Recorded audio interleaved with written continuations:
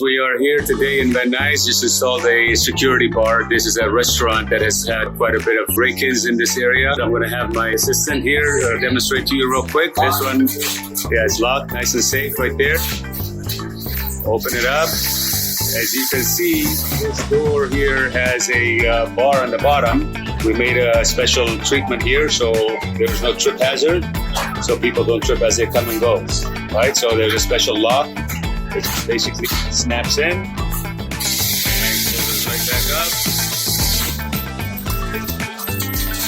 Okay, there we go. And there's another section over here. Same thing.